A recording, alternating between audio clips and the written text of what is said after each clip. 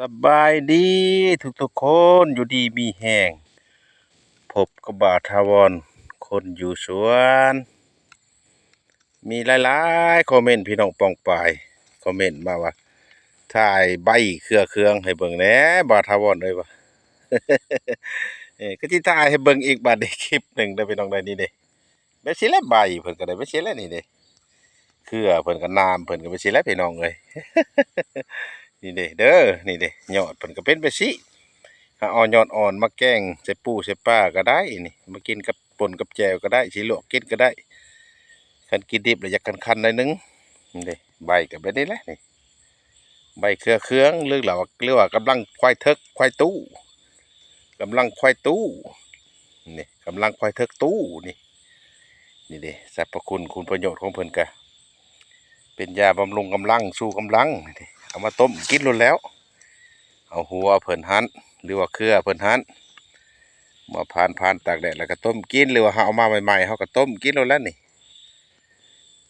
เหือแห้งเขาก็สิมาแล้วนี่เด้ใบเพิ่นก็ได้อันนี้บ่งามปานใดอันนี้ต้นงามต้นใหญ่ละกลมือนั้นอันนี้แหละมาพอมาเห็นแล้วก็ทาให้เบิ่งนี่เด้เครื่องนี่เด้ยอดเพิ่นก็ได้นี่เด้สิเป็นน้ำไปนี่ได้พี่น้องเอ้ยเด้สิเป็นน้ำไปนี่แหละเห็นเด้เป็นใบเป็นยอดไปนี่แหละนี่อยู่ใช้ก็สิมีนะพี่น้องเอ้ยเครื่องนี่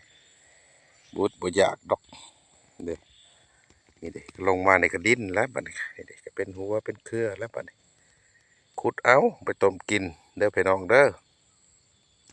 คุณประโยชน์กับสรรพคุณก็คือบ่ทวรเราให้พังหั้นแหล้วเป็นยาบำรุงกำลังสู้กำลังเฮ็ดให้บ่อิดบ่เมื่อยเฮามาต้มกินก็ได้นี่แล้ว